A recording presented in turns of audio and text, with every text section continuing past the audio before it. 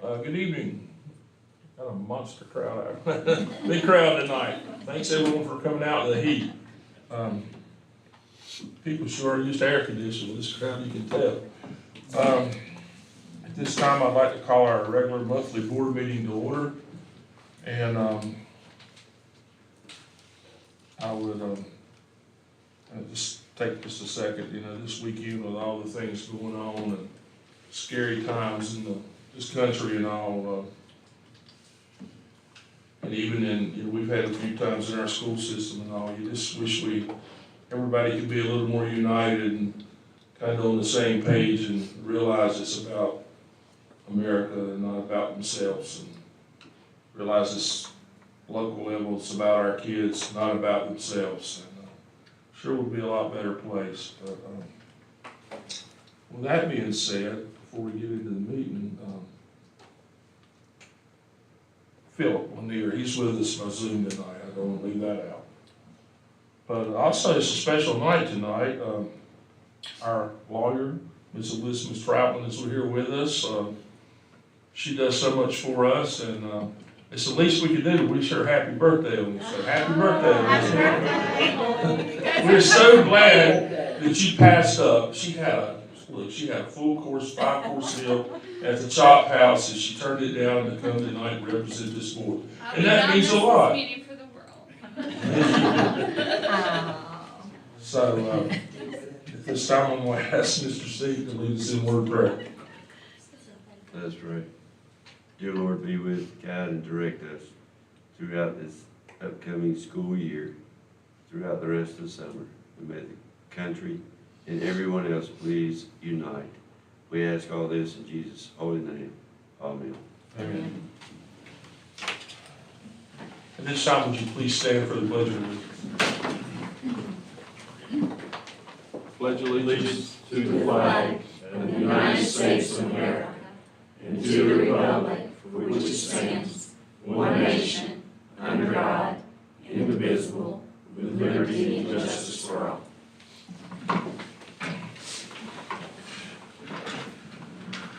Okay, at this time, Dr. Gainey, our superintendent, will share some comments. Thank you, Mr. Cook. Just want to share some things and some information that many of you know, but I'm not sure the public does, so I want to make sure I get this out to make sure everybody receives the appropriate credit for what has happened last month. Our school system's 24-25 local budget was approved by the county commissioners on June 17, and I just want to point out some key points of this. We had an increase in our local funding. There was an increase in current expense funding by $1,368,858. And that's when I'm comparing it back to last year's total current expense funding for 23-24. I also want to note that because of this increase, our current expense funding has been increased by $7,957,832 in recurring money since the end of the 13-14 school year. And that is an average of $723,439 per month for 11 months, counting this last budget that has been approved. I want to just make sure also that point out some other things about our budget. We did not ask for additional funding or an increase in capital outlay funding in terms of the special capital outlay funding that supports our facility upgrade repair plan, but it will be continued in the upcoming year at $950,000. That is recurring money, and just want to point out that money, that fund did not exist in 13-14, and in 14-15 it started with $250,000, and the commissioners have continued to add to it to support our facility upgrade repair plan, which is dealt with roofs, doors, windows, stadium bleachers, and the high school stadiums, free stadiums have been addressed with those funds. So just very appreciative of that. That is a special type of capital outlay funding. We also have a regular capital outlay funding that will be in the amount of $2,163,825. We receive the regular capital outlay funding every year based on our student enrollment.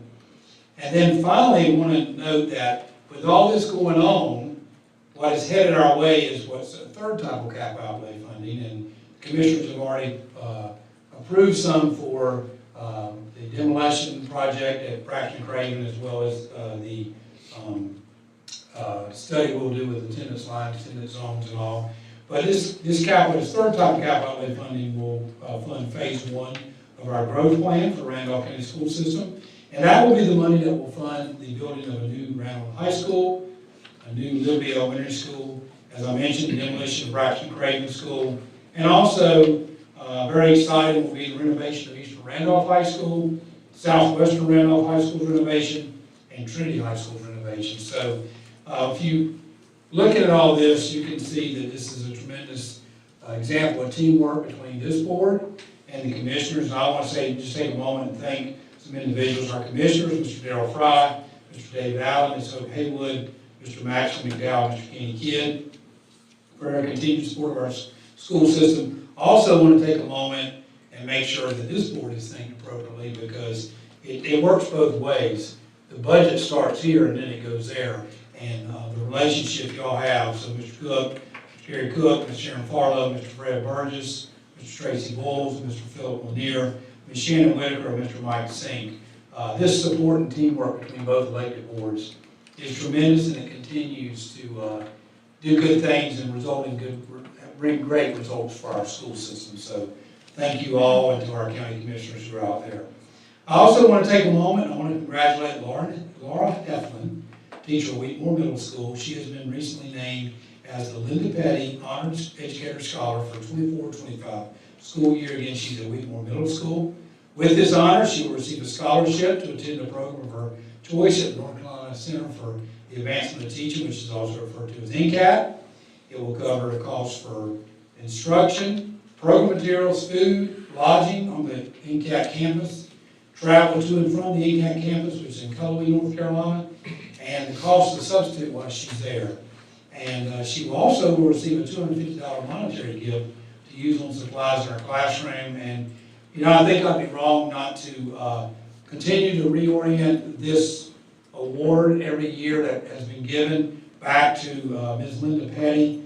And I don't know any other way to describe her other than what I've learned over the years and heard is she is absolutely one of the all-time great people ever associated with our school system.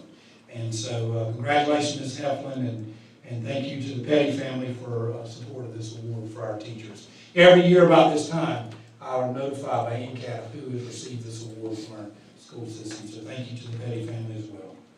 This concludes my comment. Oh, before I stop, Mr. Cook, if you let me pass this out to you and the board members. This is a schedule. It picks up now that we're into the new year. It has our board meetings. It has every date we have so far. The dates we don't have on here are some of the specific dates that the county commissioners will set about the budget for 25-26, but we will over time get those. I also want to point out the School Board Association Conference. That date is November 18th through 20 in Court Convention Center, Greensboro. You can see our Teacher of the Year banquet's coming pretty quick, September 3rd. Andrea, is this going to be the 4th year we've had it early? Because the first time we did it, we had to cancel because of the pandemic. So is this, it's either the 3rd or the 4th. yes, so moving it to the fall or early part of the year helps. It keeps some of the stuff out of May with all going on. So there's your dates. Retirement dinners, banquet is there for you, and employee recognition night. So, Mr. Cook, this concludes my comments. Thank you, Dr. Jim. One thing about the retirement, or not retirement, but Teacher of the Year, it's just Randolph County Schools. Yes. We've shared that event for several years, but I certainly like it better and appreciate you guys putting it with just our school system. And I just want to mention the commissioners. And as long as I've been on this board, I've been fortunate enough to have a good relationship with our commissioners, and that sure makes a difference. It really makes a huge difference. And when you mentioned the 9-year plan in your comments, I can't help but think, if you hear anyone mention a 10-year plan or any other kind of plan, or another school system mention, we're gonna start a 9-year plan, maybe a few counties over, that wish they had a 9-year plan. It started here, so the plan started here in Randolph County, and it took a few years for people to catch on, and some didn't catch on and wish they had a caught on. But it's really worked out great here.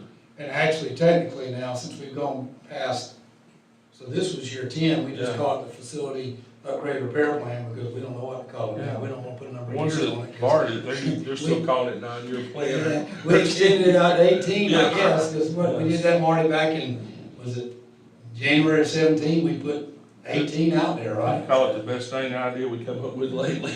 I mean, It was, and the beauty of that plan is, yes, Larry Chilton, Marty, I guess Randy Wilson was involved, I don't know who all was, I can't remember, I know those three were involved, but the beauty of that plan is it came from our staff.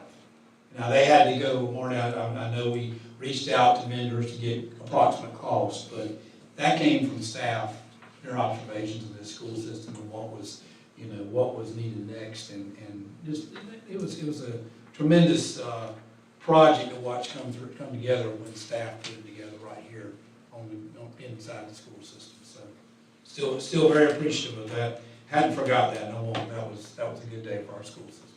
And the last thing you mentioned, Linda Petty, several years ago, we were at, ABS, and Linda Petty was a guest that day, and, you'll like this, Sheriff. I sat at the table with Linda Petty, Laverne Williams, and Becky Coltrane. Those were like three legends. Laverne has passed, Linda. Becky lives in Sanford, or maybe toward Raleigh now, but every now and then I'll talk to her and see how she's doing. But having lunch with those three ladies, I learned so much that day. One thing, you know what? We're pretty much not gonna be here much longer, and you better get it right, buddy, or we'll come back. I mean, that's something you do not screw up the Randolph County school system, school board. We worked for years to make that thing smooth and get it right, and do the right thing, and pick the right superintendent. I mean, they let me know there's a lot of weight. Those are legends, though. I mean, you know, I sat there like, oh my gosh, I would have never dreamed I would have been sitting in this seat. I mean, I know people's probably thinking, oh my gosh, the chairmanship sure has went down, but anyway, that was quite an honor that day. Great ladies. Okay, so at this time, we need a motion to approve the June 27th, 2024 minutes. All right, have a second? I'll second. All those in favor say aye. Okay, we have no one signed up for public comments tonight, so this time I need a motion to adopt the meeting agenda. Have a second? Second. All those in favor say aye. All right, we're gonna move on to Dr. Gainey.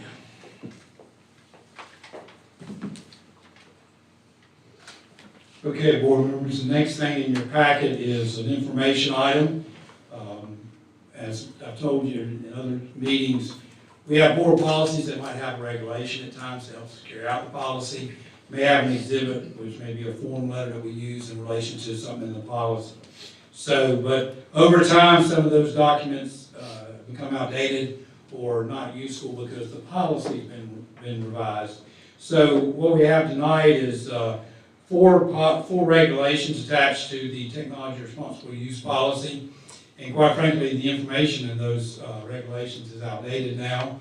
Everything we need is in the policy itself, which is 3225, 4312, 7320. So we are going to delete those. They've already actually been deleted.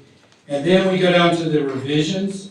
There are exhibit codes. So if we have a permission slip or something, a form that we use, that will be labeled as an exhibit. Regulation is labeled more like just some more clear language on how to carry out a policy. So the exhibits, the first three there being 5, 6, and 7, there have been multiple revisions done to those, and they will be posted. If they've not already been posted, they'll be posted in the next day or two. And the last exhibit, we will revise that one as well because it has an item on there that says approved by an advisory council, and that is for field trips. That is not required. The advisory council, there is no requirement for principals in Art Shop Trinity Zone to get the AT Tax Council to approve a field trip because the field trip approvals go through our directors at the owner level, and sometimes when I get involved, sometimes Just depends on what the field trip is. So those are revisions. They'll be posted as well. And again, we worked hard on this board policy manual since way back maybe 14, 15, we started revising, but there's always something to do with the board policy manual. There always is. So that's what that information item tells. So, Martin?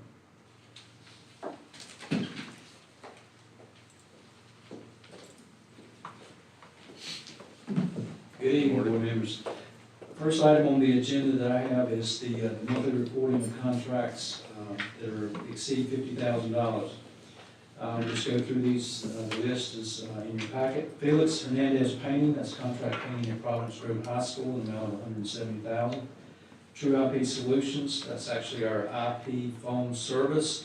The board approved the contract earlier, but this is for the actual phone service for the year, and that's an amount of $156,000. Charles Underwood Incorporated is pump station replacement. This is phase 2 at Grace Chapel. We're basically having to completely redo that pump station there, so this is phase 2 of that. That is in the amount of $130,812.82. Synovia is our bus GPS service, and that's in the amount of $93,090. Instructure Incorporated is their Canvas subscription, and that's the amount of $79,115.63.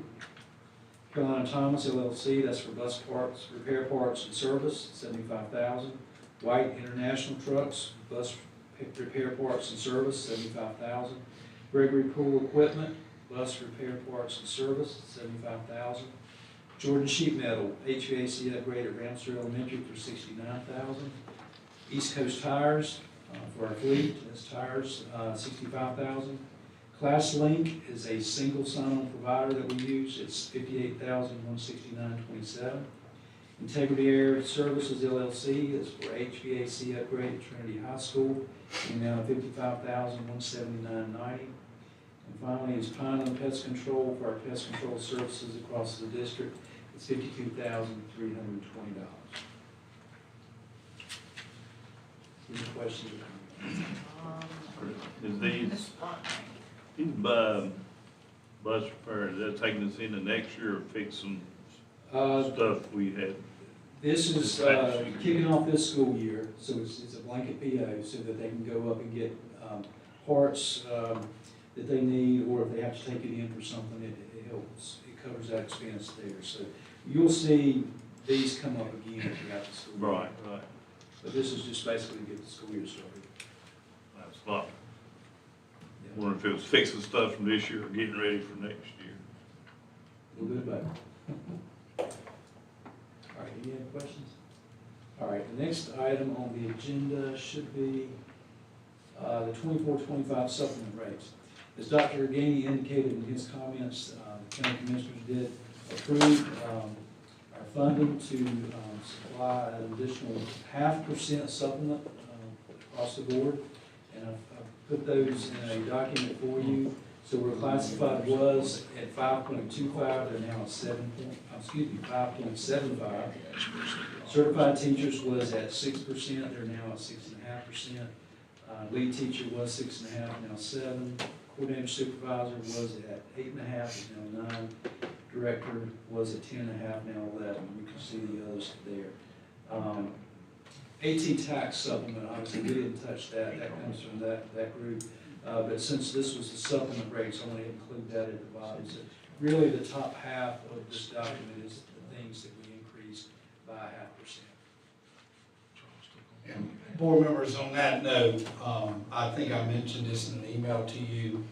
The commissioners started with about a $3.5 million deficit that they learned about late in the game. It's from the state level, and I feel like we would have received the whole 1% we asked for had it not been for that. So, but talking to the commissioners, just talking to them, they understand where we are with this supplement, where we need to keep it moving. So, looking forward to seeing the future development of this, and appreciate you bringing that, Marty. All right, and finally, the last item I have for information is the quarterly update for budget finance. So this update will include, you'll see the revenue The revenues and expenditures for year-to-date for state, current expense, which includes funds 2 and 8, federal, capital outlay, school nutrition, Archdale Trinity tax.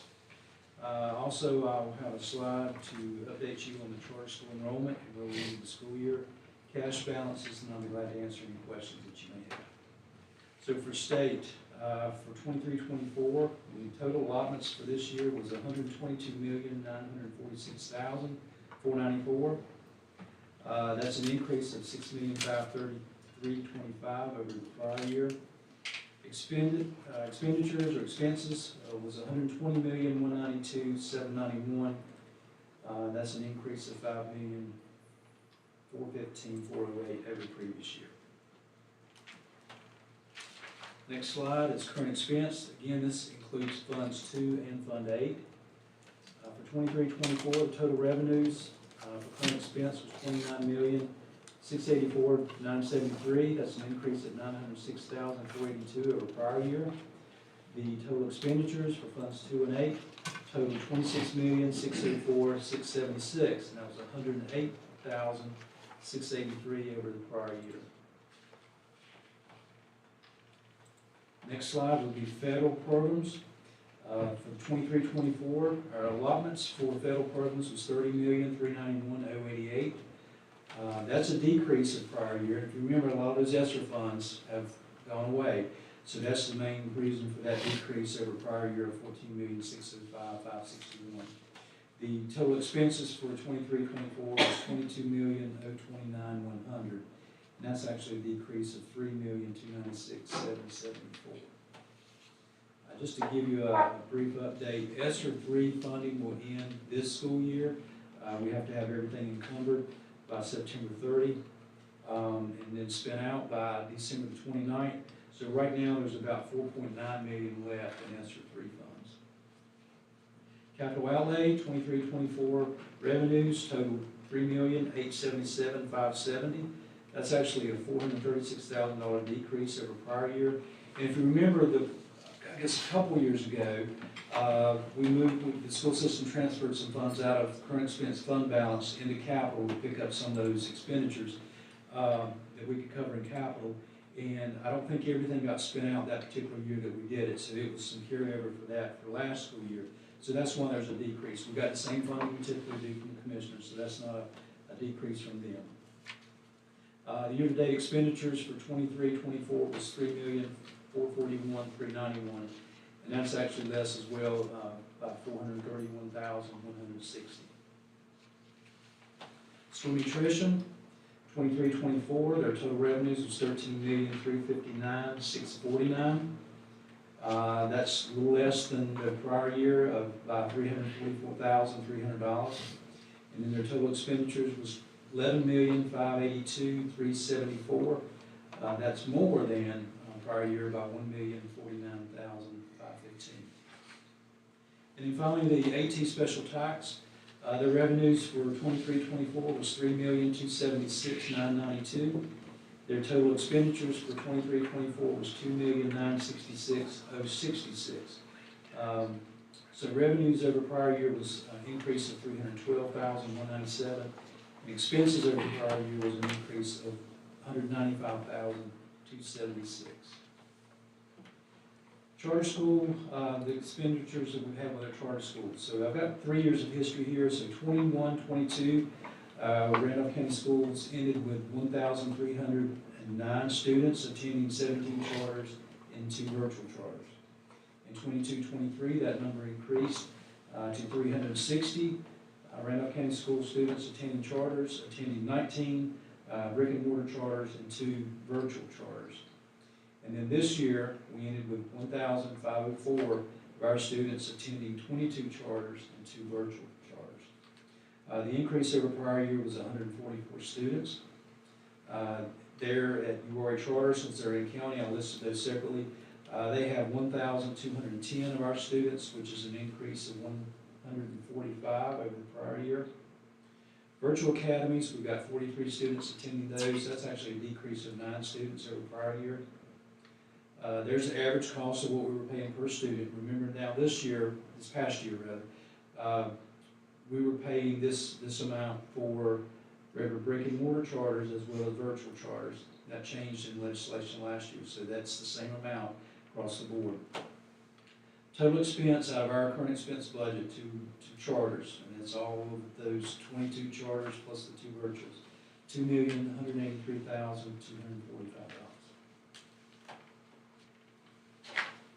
All right, and finally, I've got a cash balances slide.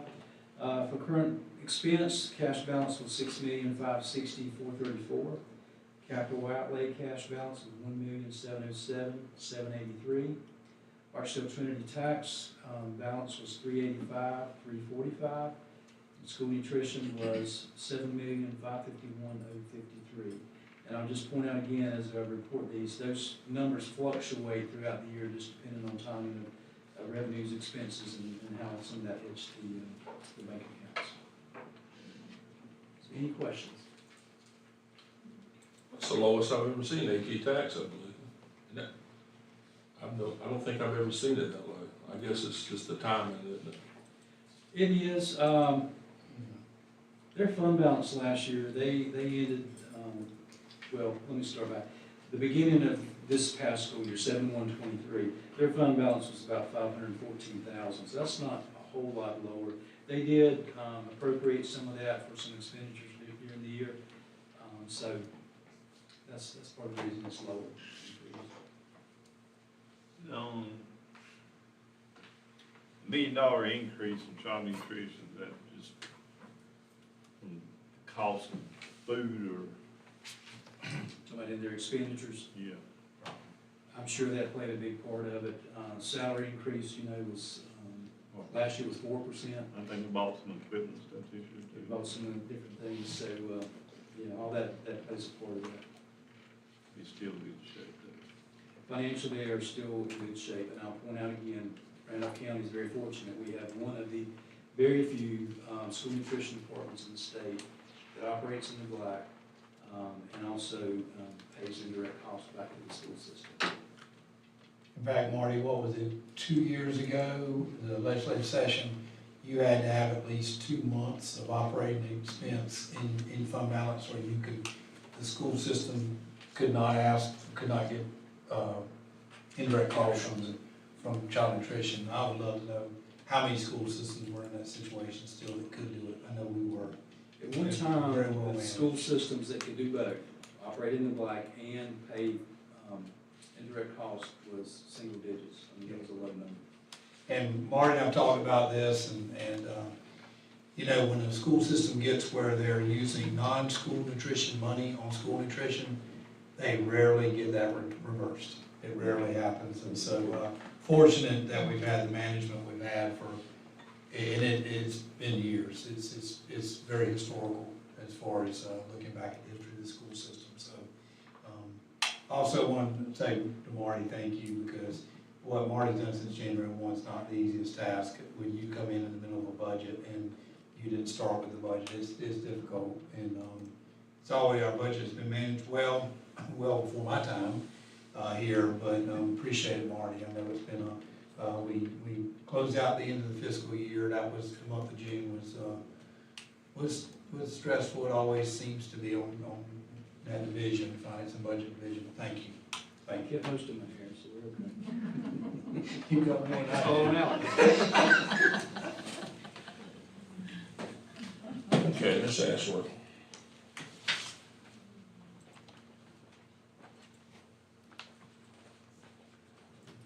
Good afternoon, board members. This afternoon, I bring to you the School Health Advisory Council, which we often call SHAC report. This is being brought to you on behalf of our board policy 6140, student wellness. That's the policy that also governs not only student wellness, but there's pieces in there about child and nutrition, as well as physical education that aligns with state board policy, in particular physical education that requires elementary and middle schools to have at least 30 minutes, students to have at least 30 minutes of physical recess activity daily. So we help monitor some of those pieces. Our council currently contains 20 members, and we meet quarterly. So again, on behalf of that policy, I bring to you the accomplishments of that council from 23-24 school year. Just as a reminder, each school submitted to you a Safe Schools plan. Mr. Brinkley brought those to you at the beginning of the school year. Again, the physical education piece and monitoring that for elementary and middle school, and then also making sure that we have the health and PE curriculum at the middle school and high school levels. We do have quarterly safety meetings that Seth Julian, our safety compliance officer, holds. Skipping on down a little bit, as you know, we have school nurses, school social workers, and have added that mental health coordinator to be available to help our students. And then speaking of school nutrition, as a reminder, in the 23-24 school year, we offer community eligibility provision, which is CEP, to all the elementary schools as well as Southeastern Randolph Middle School. That meant that those students received free breakfast and lunch. And the next bullet there shares that due to the universal free breakfast, we have 6 additional schools that also received free breakfast at no charge. Those schools were Eastern Randolph High School, Northeastern Randolph Middle School, Randleman Middle School, Southwestern Randolph Middle School, Trinity Middle School, and URI Ridge 612. And I bring those to your attention because if you remember in May, when Ms. Green presented, the CEPs for the upcoming school year, for the 24-25 school year, has increased to 25, so that all those schools that I just read in that second bullet, as well as the top ones, are now going to receive both free lunch and breakfast. So going into the 24-25 school year, all elementary schools, all middle schools, and Eastern Randolph High School will receive both breakfast and lunch for free.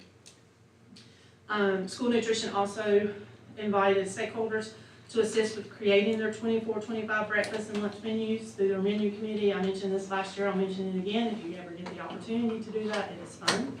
They cook, and it is really good. So if they offer that again in 24-25, I would highly encourage you to participate in that. It's also interesting just how that all works together, to see the puzzles fall in place and the job that the school nutrition staff does to make sure that we're in compliance there. All of our middle school, elementary, middle, and high schools offer at least twice a year drug awareness and prevention classes. We have continued our focus on obey's bullying prevention lessons in kindergarten through 9th grade. That is monitored and classes are observed by our student service coordinator, Erin Robinson, so she keeps a pulse on those programs in our school. We've continued the mental health virtual trainings through Vector Solution. As a reminder, that as also as a result of the June 2021 state initiative for the mental health policy that requires us to do some of those trainings. We've offered 2 youth mental health first aid trainings to staff. And then, our goal this year was to offer Catch My Breath lessons. We were able to do that to 7th graders at 3 of our middle schools.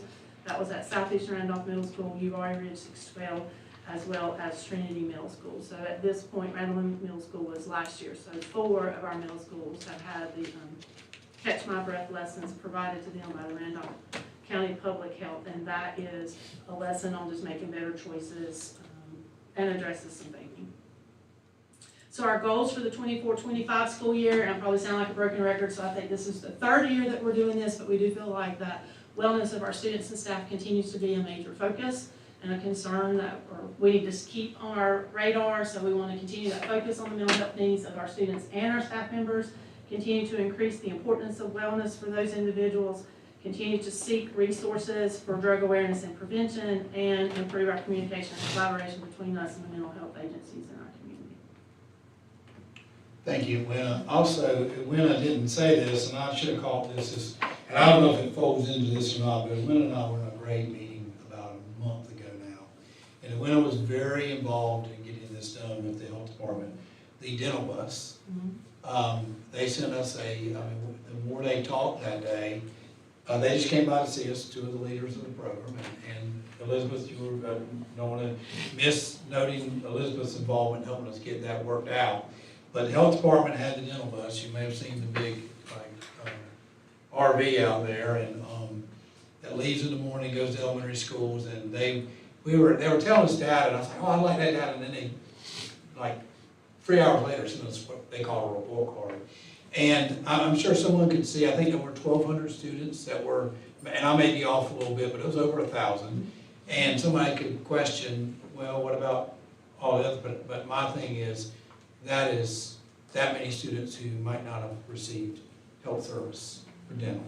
And they had a stat of number of cavities dealt with, number of sealants, and it was just about 4 bullets, and it was really, it caught my attention just because, you know, the health department has struggled at times to keep a dentist on site, and that's where this came from.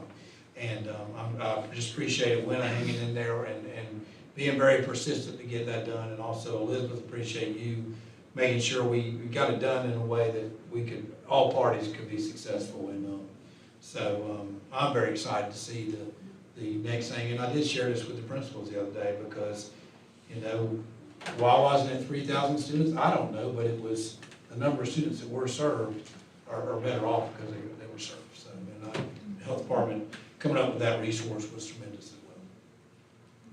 So, what exactly do we do on the vaping? I mean, or the e-cigarettes when what happens when a kid gets caught with it? I can tell you, we have stressed three things. We stressed with the principals was, I remember it was the vaping, the cell phones, and the outside food.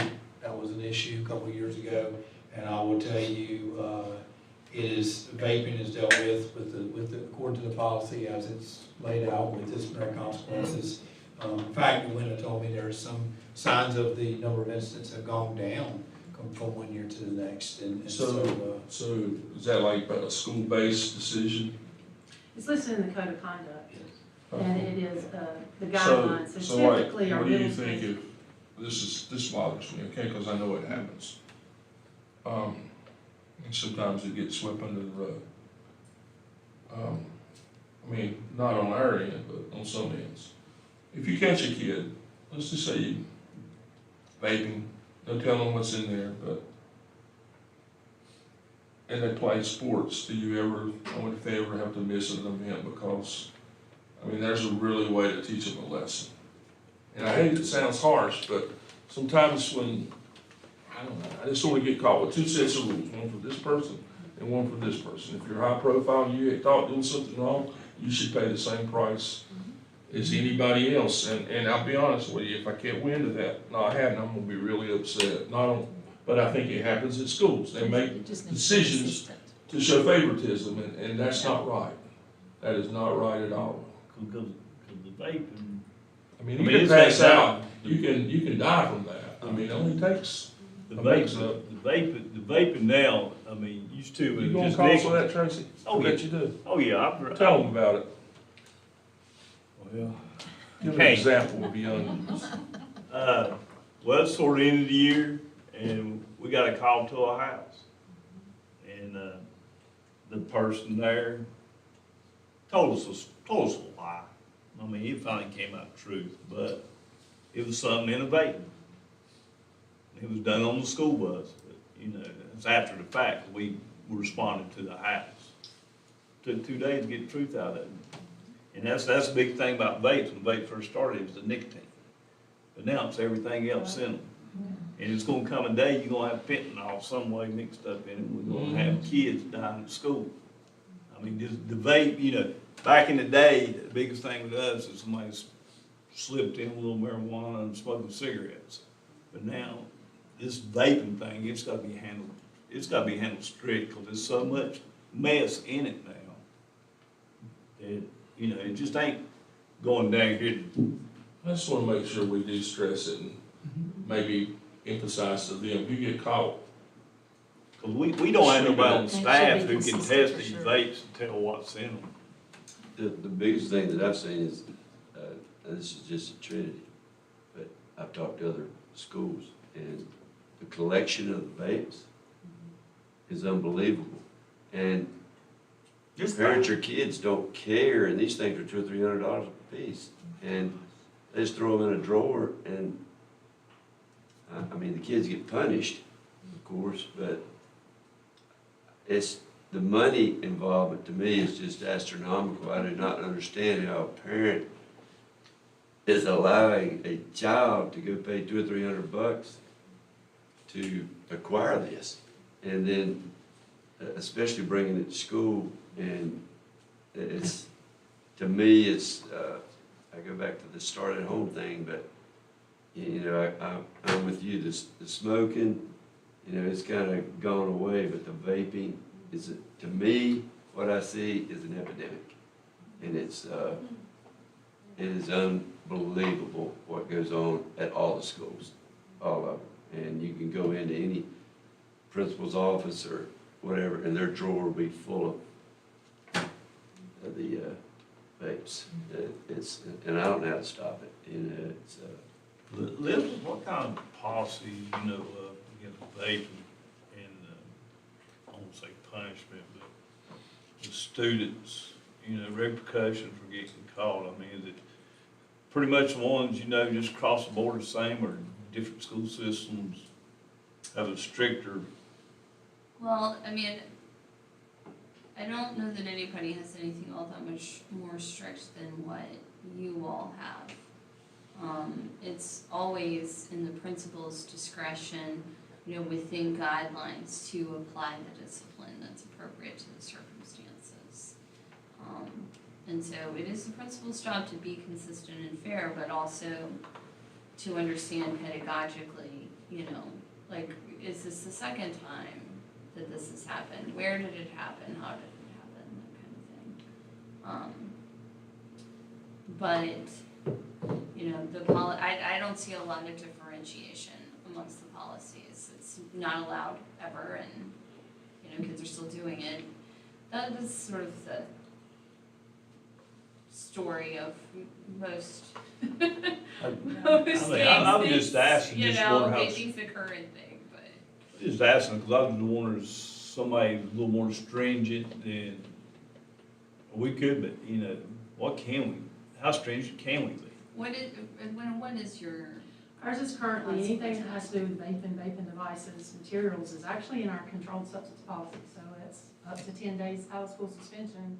Second offense can go to recommendations depending on the circumstance. So we put it in the same place as any other controlled substance goes, even if it's just tobacco. It is in that policy, so. So is it in our policy that they can't do that, or? Yeah, But that's it- their but- guideline, but up to is 10 it- days. Is it also in our policy where you make that call and it may do nothing, or? I mean, is that a choice per, I'm just saying, if you, like, a first offense or second, do we need something to put teeth in that policy where one school's making one decision?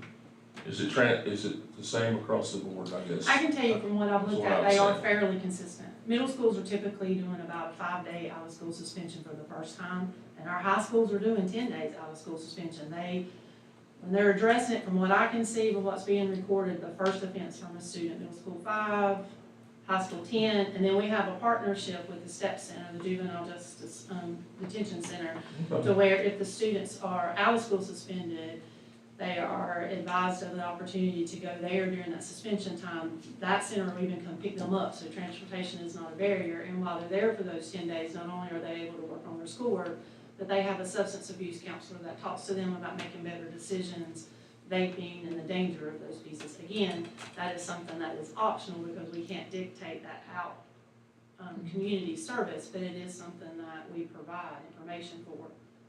Well, see, that's something that we actually didn't know, but maybe when we have our next work session, I think we could talk about what are we doing, like, toward, I mean, that's what people need to know, that we are actually, We did have a conversation about the work sessions prior to, but it's been a while. about 2 years ago, and Yeah, but it's a lot worse now than it was then. we pushed it on the principal. But, you know, here's the other thing, you know, I just have to say this, as a school system leader, it's way too easy out in the community for kids to get hold of this stuff. Whenever convenience stores got something, they call it heroin, they call it different We stuff. wind up And with it there on it our is. campus, but the question is, how did the kids get a hold of this? You know, it's just like, you know, you get this debate over, materials, well, that kids can get a hold of, it's all over the internet. I mean, so we, you know, what worries me as a superintendent is, how do all, as you mentioned, Mr. Sink, you know, you lose one $300, I didn't know they cost that much, I don't know. yeah. But as time has gone, It's unbelievable. it goes from, is it a e-cigarette or whatever you call it, you know, is it, to now what else is in it? And I will tell you, our principals work hard at it because we see stuff come back on whether it had, what the substance was in it. We'll see that, so I know they're working hard with their SROs on it. But one of the concerns I have and continue to have is the accessibility of this out beyond our campuses. We don't want it on our campus either, but just about everywhere you go now, you see it. Can I be real for a second? Here's the deal. This is the way it is. Like in our area, you go in a convenience store that a local person owns that business, you're probably not gonna see that in there. You go into every other convenience store that's owned from somebody from somewhere else, by God, it's full. There's your problem. They have no respect. It's a fact. They got that in there, and I guarantee you, they would sell it to a 15-year-old as quick as they would anybody else. The only way you're gonna stop them is some law enforcement catch them and sell it to them. That's where they get it. I mean, it's packed in those stores, all kinds of, I look at it and it just blows me away. I mean, you got, I guess you call it all these different pipes and bones, and I'm thinking, I think, and that's what all the majority of the source people, they're not concerned about our kids, sorry, it's just the truth. it's overtaken cigarette smoking, I mean, by far now. I can get back to what Gary was saying. I mean, what our policy is. It is easy. I mean, it's easy for the first-time kid to come in, the principal say, I know you ain't done this before, and, give it here, don't let me catch you again. We need to make sure they were going by the policy strict. We need to set a precedence. If we won't be the bad guy, let's say, I'll be a bad guy all day long. Stop. Say what? But, it's gotta be a precedent set there. You just can't say, don't let me catch you again. Hey, I've said stuff to my kids like that before, and we know everybody will. But, I don't have a problem with setting a precedence to stop this crap. I mean, when you go into middle school, you walk in the bathroom, and it looked like the bars back in the 70s, and smoke's hanging off the ceiling. I mean, let's be for real. Well, the big thing too is, and it's not all, but I know I'm gonna get smacked in the face, but the parents will not take the responsibility of their kids smoking. And when They don't get take called- responsibility anymore. Yeah, like how much of the resources is spent, because like I know we have our code of conduct book and it's this big and how many people read through it, but how much information actually goes to the parents that say, hey, these are things to look out for, like, we're zero tolerance, if your kid gets, caught at school with a vape in their hand, guess what, they're out for 10 days. How much of that actually gets transparent to the parents? And is there anything in place to kind of do that, and would it even help? I don't know. Well, I know in elementary school used to, when we sent home the book, the parents had to sign it saying that. Yeah, they had We still do acknowledged that. it, yeah. Okay, so that's all you can do, that's all you can do. The You information. know, Yeah. I mean, that's really all you can do.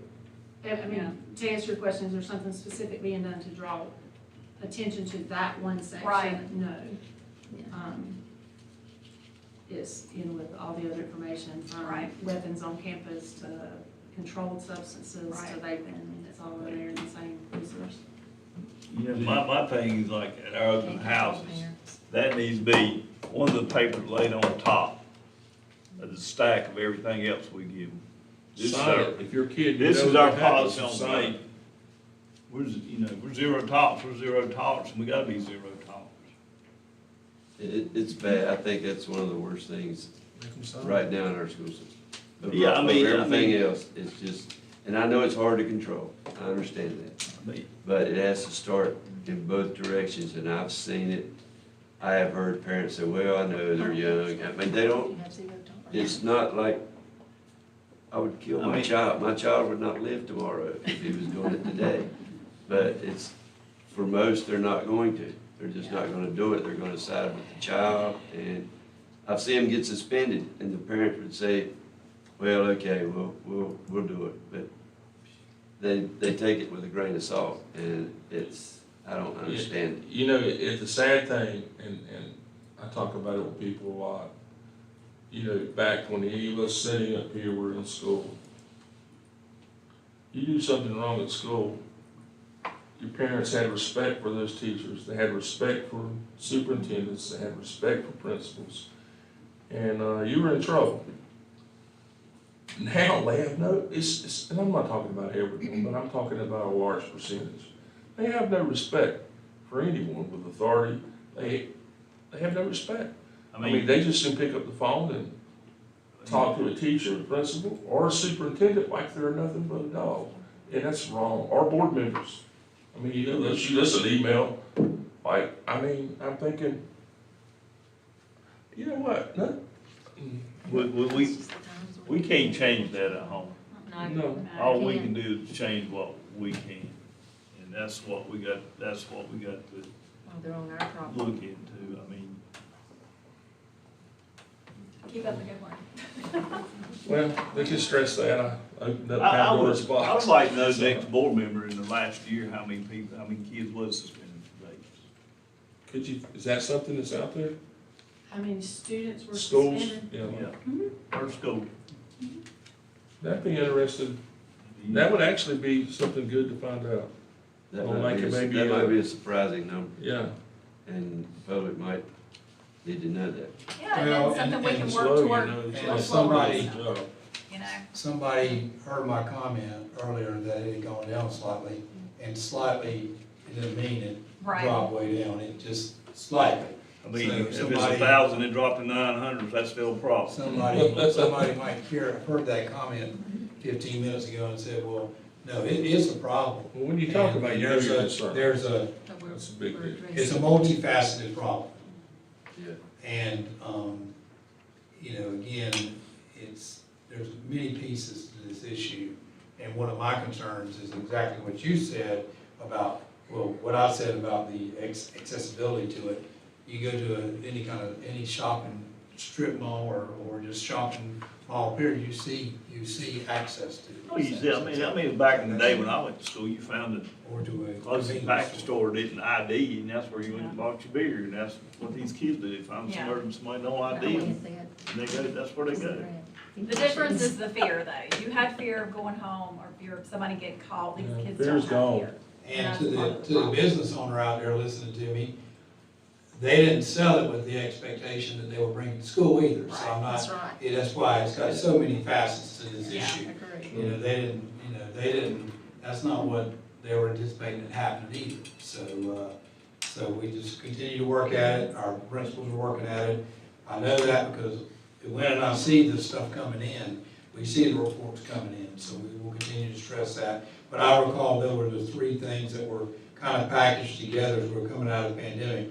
It was the vapes, it was the food being delivered to campuses, we addressed that, and we also stressed the cell phone issues, and we will continue to. All right, thank you. Okay. So we're ready before I ask for a motion to approve the consent items, I noticed we have the SRO agreement on there. A question,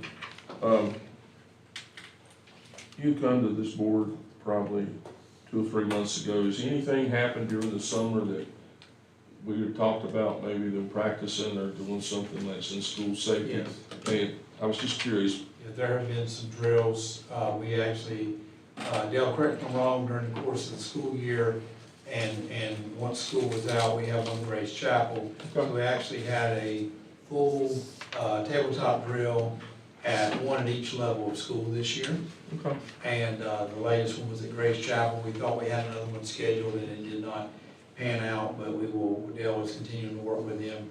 He knows, he knows, but they know that this is a priority of ours. I figured that, but I think it's good for people to also hear that, you know, that you're taking steps. I mean, with things going on in this country and all, I mean, When you Dale, can't take enough steps. when Dale approached him about it, it was well received. Right.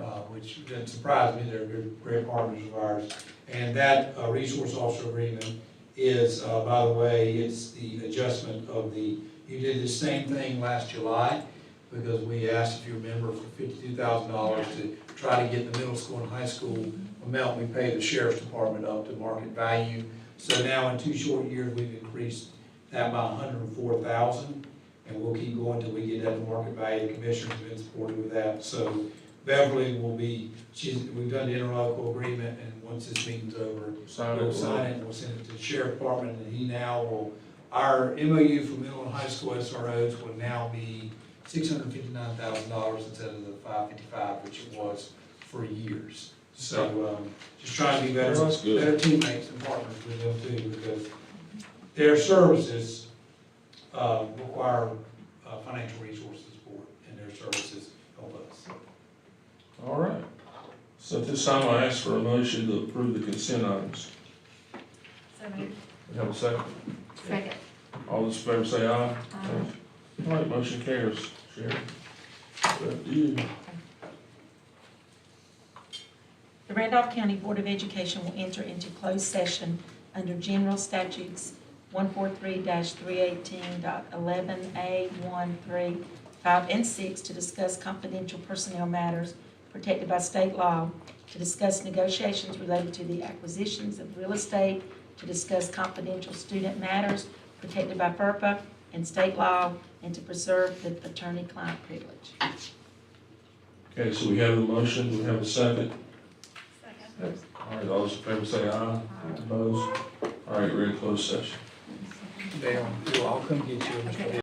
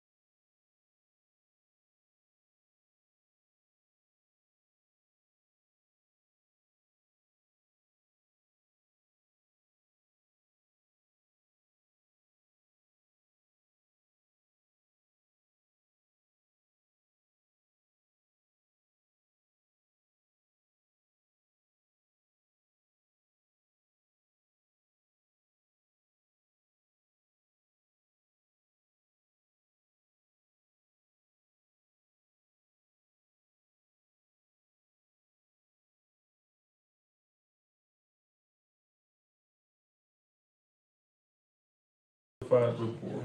They're down. So You ready? Are we good? We on? I need Michael, we that. good? Yeah. Okay, now, sorry. Okay, need a motion to approve the certified personnel report. So moved. All, Second. okay, thank you. All those in favor say aye. Aye. Opposed? All right, we need a motion to approve the classified personnel report. So moved. Have a second? Second. All those in favor say aye. Aye. Need to approve, a motion to approve the administrative appointments. So moved. Have a second? Second. All right, all those in favor say aye. Aye. All right, so thank you for joining us, Philip. I know we took a lot out of your, Look, you fixed to Good go to night. sleep and turn the dark keys, Corey. but we do appreciate you joining us. Hey, have they come out of the mall yet? Oh, they done gone home. He's sitting in the car. Going into lunch. So we need a motion to adjourn the meeting. So moved. Have a second? A second. All in favor? All right.